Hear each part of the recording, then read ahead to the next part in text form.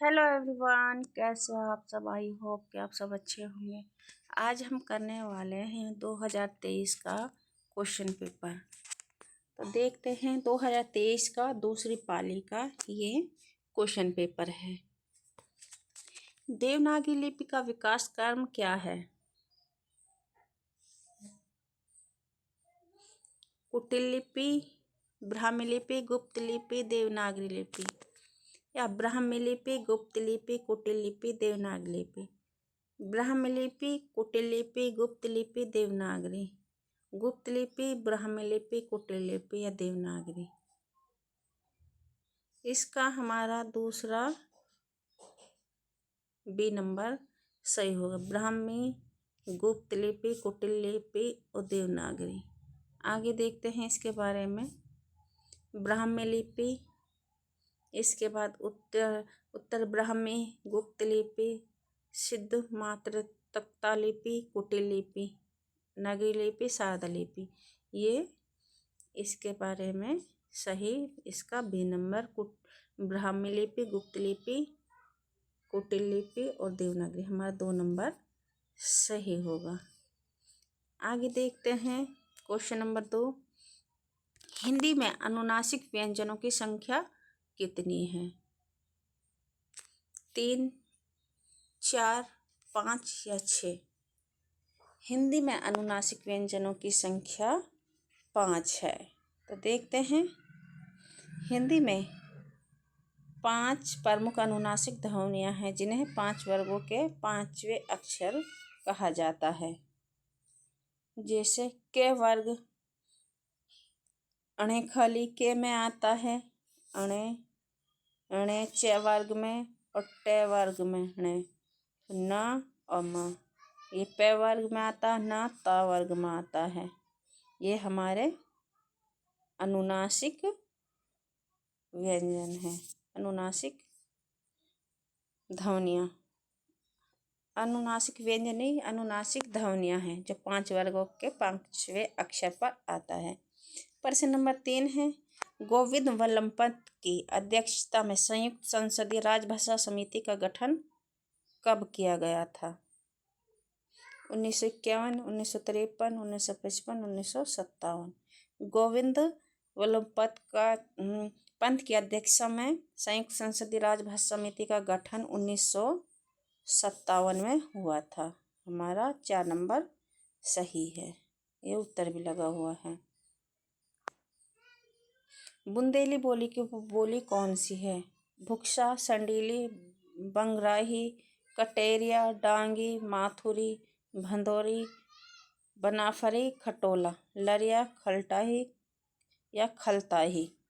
इसका हमारा 3 नंबर सही होगा। भदोरी, बनाफरी और खटोला ये हमारे 2023 के PYQ हैं।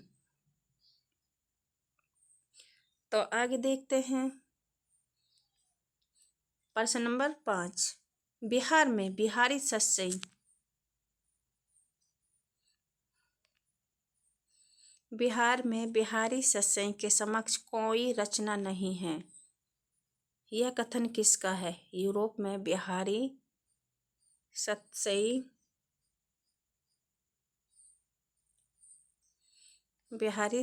के समक्ष कोई रचना नहीं है। जॉर्ज, ये कथन किसका? जॉर्ज ग्रियर्सन, आचार्य रामचंद्र शुक्ल, डॉक्टर नगेंद्र, डॉक्टर रामकुमार वर्मा। ये हमारा 1 नंबर ए नंबर सही होगा, जॉर्ज ग्रियर्सन। आगे देखते हैं। प्रश्न नंबर 6। लोग कबीर आदि भक्तों को ज्ञानश्री, निर्गुणिया आदि कहते हैं। वे प्राय भूल जाते हैं कि निर्गुणिया होकर भी कबीरदास भक्त हैं और उनके राम वेदंतियों के ब्राह्मण की अपेक्षा भक्तों के भगवान अधिक हैं। किसका कथन है? आचार्य रामचंद्र शुक्ल, परशुराम चतुर्वेदी, आचार्य हजारी प्रसाद द्विवेदी, नंदुलारे वाजपेयी। तो हमारा 3 नंबर उत्तर लिखा हुआ है, आचार्य हजारी प्रसाद द्विवेदी। प्रश्न नंबर 7 है। नई कहानी संदर्भ में प्रकृति पुस्तक के संपादक कौन हैं? नामवर सिंह, राजेंद्र यादव, देवी शंकर अवस्थी, भैरव प्रसाद गुप्त। हमारा इसका 3 नंबर सही होगा, देवी शंकर अवस्थी। नई कहानी संदर्भ और प्रकृति पुस्तक के संपादक कौन है? देवी शंकर अवस्थी। Sorry friends. महाभारत के अंतिम अंश को आधार बनाकर लिखा गया नाटक है शक्विजय, पहले राजा, कोणार्क या अंधयुग। इसमें हमारा चौथा अंधयुग सही होगा, जो कि महाभारत के अंतिम अंश को आधार बनाकर लिखा गया था। ये हमारा अंधयुग है, चौथा नंबर सही होगा। प्रश्न नंबर 9, यह परीक्षा गुरु से भी 1 वर्ष पूर्व लिखा गया है, लेकिन प्रकाशित न हो पाने के कारण इसे प्रथम उपन्यास या परीक्षा से पूर्व लिखे जाने के श्रेय से वंचित रखा गया। यह उक्ति किस उपन्यास से संबंधित है? ये वामारक्षक, भाग्यवती, अमृतचरित्र, निस्सहाय हिंदू। इसका हमारा 4 नंबर सही होगा, निस्सहाय हिंदू। प्रश्न नंबर 10, लक्षणा मूल ध्वनि का भेद है। असलाक्ष कर्म ध्वनि, सलक्ष्य कर्म ध्वनि, अर्थांतर, सक्रिमितीय वाच्य ध्वनि, शब्द शक्तिवाच्य ध्वनि। हमारा 3 नंबर सही होगा, अर्थांतर, संक्रमित वाच्य ध्वनि। आगे देखते हैं प्रश्न नंबर 11, भामह ने समस्त अलंकारों का मूल किस अलंकार को माना जाता है? उपमा, रूपक, वक्रोक्ति या यमक। भामह ने वक्रोक्ति अलंकारों को माना है। श्रीमती एनी बेसेंट का भारत आगमन किस वर्ष हुआ था? 1885, सन 1979, सन 1893, सन 1882 में। एक बार फिर से देख लेते हैं, मिस्टेक हो गई थी, 1900 बोल दिया था। सन 1885, 1879, सन 1893, 1882। तो इसका हमारा 3 नंबर सही होगा, 1893 3 नंबर सही होगा।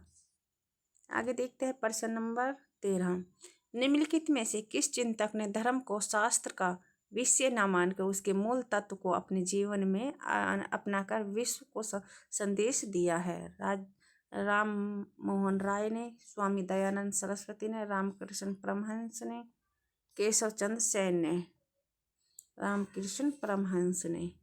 देखते हैं एक बार, निम्न में से किस चिंतक ने धर्म को शास्त्र का विषय न मानकर उसके मूल तत्व को अपने जीवन में अपनाकर विश्व का संदेश दिया है? रामकृष्ण परमहंस ने। 3 नंबर सही होगा। प्रश्न नंबर 14, अब एक सभ्यता का सूर्य सुदूर पश्चिम से उदय हो रहा है, जिसने इस नागरीय महाजनवाद या पूंजीवाद की जड़ खोदकर फेंक दिया है। यह कथन किस लेखक का है? रामचंद्र शुक्ल, प्रेमचंद, महावीर प्रसाद या श्याम सुंदर दास। इसका हमारा प्रेमचंद 2 नंबर सही होगा। प्रश्न नंबर 15, हिंदी का पहला दैनिक समाचार पत्र कौन सा है? बनारस अखबार, समाचार सुधा वर्षन, अवध अखबार, जग हितकारक। इसका हमारा 2 नंबर सही होगा, समाज सुधा वर्षन। हमें सारे पत्र पत्रिकाओं को याद कर लेना है, ये हर बार क्वेश्चन बनता है इससे। 2024, 23, 25 इससे एक क्वेश्चन हर बार जरूर बनता है। किसकी पत्रिका है, कौन सी पत्रिका है, कब प्रकाशित की गई, दैनिक है, कौन सी है, ये सब हमें ये बातें और सबको मतलब पत्र पत्रिकाओं को अपने दिमाग में रख लेना है। प्रश्न नंबर 16, असाध्य वीणा कविता में प्रियवंत ने किसको वीणा का रचयिता मानकर याद किया है? धर्म कीर्ति, वज्र कीर्ति, कीरत पर अभंगी। इसमें हमारा 2 नंबर सही होगा, इसमें सही निशान लगा हुआ है, वज्र कीर्ति। सूरदास का पद आयो घुस बड़ा व्यापारी किसकी ओर संकेतित करता है? कृष्ण, उद्धव, नंद, अक्रूर। उद्धव। आगे देखते हैं प्रश्न नंबर 18। शासन की बंदूक कविता किस छंद में है? बरवी, सोठा या दोहा? दोहा। 3 नंबर सही होगा। प्रश्न नंबर 19। सुनी है नाही यह प्रकट कहावती जू काहू कल पाए है सू के कल पाए है। घनानंद की इस पंक्ति में कौन सा अलंकार है? संदेह, भ्रातिमान, यमक या श्लेष? सही क्वेश्चन हमारा यमक, सही निशान लगा हुआ है, इसका हमारा 3 नंबर सही होगा। प्रश्न नंबर 20। सभी संथालों को दामुल होज हो गया। मैला चंद्र उपन्यास के इस वाक्य में दामुल होज का अर्थ है दस्तहेजा, उन्माद, ईश्वरीय क्रोध, आजीवन कारावास। इसका हमारा 4 नंबर सही होगा, आजीवन कारावास। प्रश्न नंबर 21 है जैसे जैसे उच्च स्तरीय वर्ग में गबन, धोखाधड़ी, भ्रष्टाचार और वंशवाद अपनी जड़ें मजबूत करता जाता है वैसे वैसे यह उपन्यास और ज़्यादा प्रासंगिक होता जा रहा है। यह कथन किस उपन्यास के लिए उसके उपन्यासकार ने पुनः प्रकाशन की भूमिका लिखा है? महाभोज, आखिरी कलाम, काशी का 80, राग दरबार। चौथा हमारा राग दरबार, इस पे टिक का निशान लगा हुआ है। प्रश्न नंबर 22। वतन की फिक्र कर ज़्यादा मुसीबत आने वाली है, तेरी बर्बादियों के तज करे आसमान में। यह छंद किस उपन्यास का है? झूठा सच, तमस, जिंदगी नामा, राग दरबारी। इसका हमारा तमस 2 नंबर सही होगा, इस पे टिक का निशान लगा हुआ है।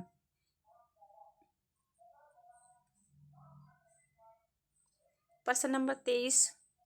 पुरुष निसंग है, पुरुष निर्दय है, स्त्री द्वंद्वमुखी, पुरुष मुक्त है, स्त्री बद्ध है। यह कथन किस चरित्र का है? बाणभट्ट, लौरिक देव, अघोर भैरव, महामाया भैरवी। ये हमारा इसका 4 नंबर सही होगा, भैरवी, महामाया भैरवी। प्रश्न नंबर 24 है उसका युवापन एक प्रतिष्ठा की जिद कहीं चुराए बैठा है, वह इस प्रतिष्ठा के आगे कभी बहुत मजबूर कभी कमजोर हो जाता है और उसे भुगत भी रहा है। उपयुक्त कथन किस कहानी से उद्घृत है? अपने अपना भाग्य, कैग्रीन, पिता, राजा निर्वंशिया। हमारे इसका 3 नंबर सही होगा, पिता। इस पर टिक का निशान भी लगा हुआ है। प्रश्न नंबर 25। माँ के हाथ की बनी कौन सी कला को देखकर चीफ प्रसन्न हो गए हैं? कसीदीकारी, चिकनकारी, सरदोजी, फुलकारी। जो कि हमारा ये फुलकारी। क्वेश्चन ये हमारे 25 क्वेश्चन कंप्लीट हो गए हैं। आगे क्लास में हम देखने वाले हैं, आज हम 25 क्वेश्चन ही करने वाले हैं, तो ये हमारे 2023 के क्वेश्चन आंसर हैं। तो आगे की क्लास में हम देखेंगे 25% और 2023 के क्वेश्चन आंसर।